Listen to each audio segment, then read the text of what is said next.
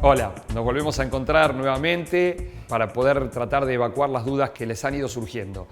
Les pedimos que se sigan comunicando y sigan tratando de evacuar sus dudas a través de las vías de comunicación que tienen en este momento en la pantalla. Primero vale la pena aclarar que la definición de caso sospechoso ha ido modificando desde el inicio de la pandemia al día de hoy. Y no es la misma definición de caso sospechoso para un paciente ambulatorio, para un vecino cualquiera de la ciudad, como para un personal de salud o como para alguien que ha sido un contacto de un caso confirmado. Generalmente hablamos de caso sospechoso cuando vemos para cualquier vecino, para cualquiera de los que nos están viendo, se considera un caso sospechoso aquella persona que tiene fiebre, más tos, dolor de garganta, dificultad respiratoria o pérdida del olfato. Eso sería un caso sospechoso. Rápidamente esa persona tendría que consultar con el 107 o el 147 o el 148 para que se le envíe una ambulancia o para darle las indicaciones precisas de cómo continuar. Lo que sucederá si llaman al 107 es que le vamos a enviar una ambulancia y lo vamos a derivar hacia algún centro asistencial para que le realicen el hisopado y confirmar o descartar el diagnóstico. Ahora bien, si una persona fue contacto de un caso de coronavirus, supongamos un familiar, ya con tener un solo de esos síntomas ya entraría dentro de la definición de caso sospechoso. Cuando hablamos del personal de salud, generalmente decimos médicos, pero en realidad nos referimos a todo el personal de salud, a todo el que trabaja en un centro asistencial. Estamos considerando un caso sospechoso aquel que tiene un único síntoma de estos. Así que la definición de caso sospechoso hoy es bastante más amplia de lo que era por ahí hace 2 o 3 semanas atrás. También hay una cosa que es muy importante y que es cuando tenemos un único síntoma, que es la pérdida del olfato. Si uno tiene la pérdida del olfato y el gusto como único síntoma, lo que tiene que hacer es esperar 3 días desde el inicio de ese síntoma y si al cabo de 3 días no se sumó ningún otro síntoma, también se lo va a considerar un caso sospechoso. Recordamos, por más que sea el único síntoma, 3 días con pérdida del olfato y el gusto, también va a ser un caso sospechoso. Por ende, también va a requerir un hisopado para poder definir si se confirma el diagnóstico o se descarta como caso.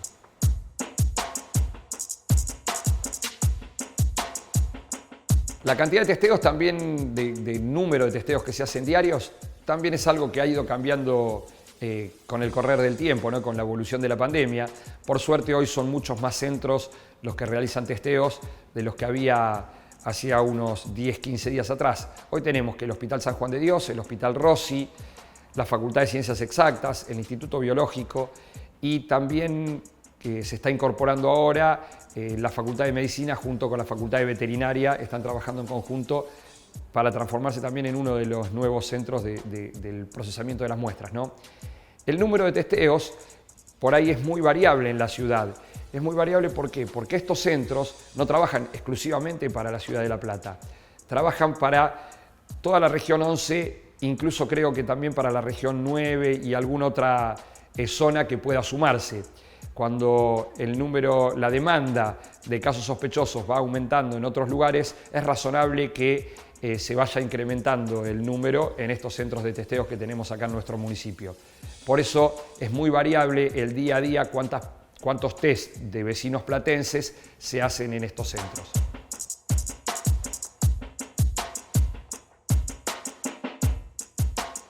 En este momento estamos en el ascenso de la curva, es lo que venimos viendo a nivel nacional y en todo el AMBA, y claramente iba a haber una tasa de duplicación de casos que iba a ser muy superior. En este momento estamos alrededor de 8 días. Al día de hoy, probablemente la semana próxima sea más corto el tiempo de duplicación de casos. Desde que arrancó la pandemia, desde el día que tuvimos el primer caso, hasta la 6ª semana, hemos tenido 54 casos. En la semana pasada sola hemos tenido 57 casos. Y eso es razonable, era lo que estábamos esperando desde el área epidemiológica, ¿no?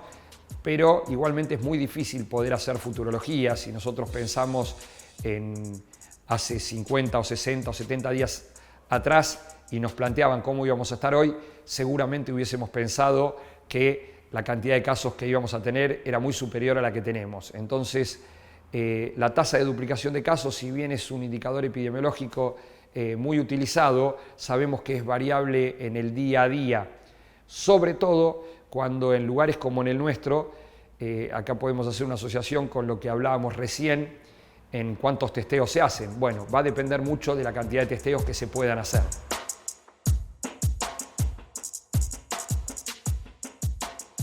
Nosotros tenemos un sistema de georreferenciamiento que es muy completo. Lo fuimos diseñando con el correr de la pandemia y fuimos agregándole capas, o sea que lo tenemos muy bien identificados, con un seguimiento estricto de cada uno de los casos, todo con datos oficiales, que son los datos que nos ingresan a través del SISA, ¿no? Del Sistema de Información Sistematizada Argentina, ¿no? Todo lo que nos ingresa a través del SISA es lo que vamos cargando en este mapa y le vamos sumando todos los contactos de los pacientes que ya están confirmados o de los casos sospechosos que nosotros podamos ir detectando. O sea, ese mapa sí está, ese mapa sí lo tenemos. Lo que no creemos conveniente es difundirlo, no creemos conveniente que todo el mundo sepa dónde está cada uno de los casos y esto no se trata de ocultar una información, ni mucho menos. Todavía es una enfermedad estigmatizante y tenemos experiencia de lo que ha pasado en otros municipios, que la gente toma a ese vecino como alguien que está trayendo algo muy malo al barrio. En realidad nosotros precisamos que la gente se cuide, independientemente de que haya un caso o no haya. Tenemos que tener la certeza de que lo que está pasando es que el virus está circulando entre nosotros. Sabiendo que el virus está circulando entre nosotros, es cuestión de días tener un caso en nuestro barrio. Los casos van a aparecer y solo es cuestión de tiempo. No creemos que sea productivo el estigmatizar un barrio o una zona porque contamos dónde hay uno de los casos confirmados de coronavirus.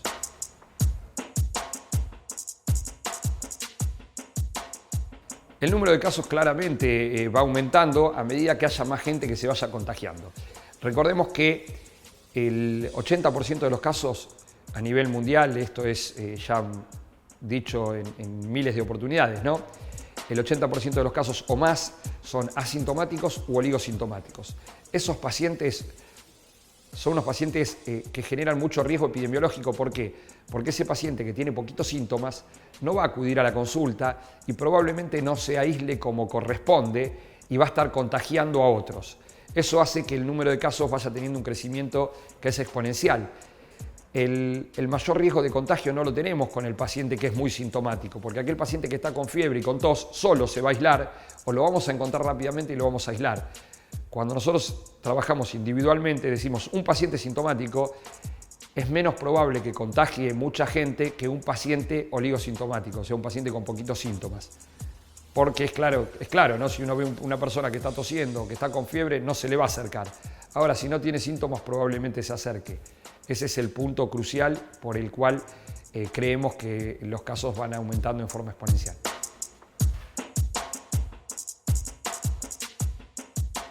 En caso de tener síntomas, rápidamente tienen que llamar al 107, al 147 o al número que dispuso provincia, que es el 148. Con cualquiera de estos tres números ya nosotros decimos que ingresan al sistema. Ya los vamos a poder hacer un seguimiento pronto y temprano. Nos gusta por ahí recalcar el 107 y el 147 porque son los números que manejamos desde el municipio, entonces la información nos va a llegar más rápido. Muchas veces lo que sugerimos cuando nos hacen esta pregunta es que la gente vaya haciendo esos autotest, que el test del olfato es sencillo para hacerlo en un domicilio, es ver si pueden percibir algún olor fuerte, de algún perfume, del vinagre o cualquier cosa que puedan tener en el domicilio, y los controles de temperatura que uno los puede hacer, todo aquel que tenga un termómetro lo puede hacer en su domicilio. Y por ahí tiene 37,5, 37,6 y no notó todavía sintomatología. Bueno, espero que haya sido útil, que hayan sido claras las respuestas, que haya podido evacuar sus dudas. Insistimos en que sigan comunicándose con nosotros a través de las vías de comunicación que tienen en la pantalla. Nuevamente les recordamos, como siempre, que traten de salir de su casa cuando es estrictamente necesario, pero fundamentalmente que cada vez que lo hagan utilicen el tapabocas, mantengan el distanciamiento social, no menos de 1,5 metros de distancia con las otras personas, utilizar algún método cuando estamos dentro de nuestro hogar, lavarnos frecuentemente las manos con agua y jabón, cuando estamos fuera del hogar, utilizar alcohol en gel o una solución de alcohol al 70%, ventilar los ambientes, todas las normas de seguridad que se vienen repitiendo diariamente. Muchas gracias.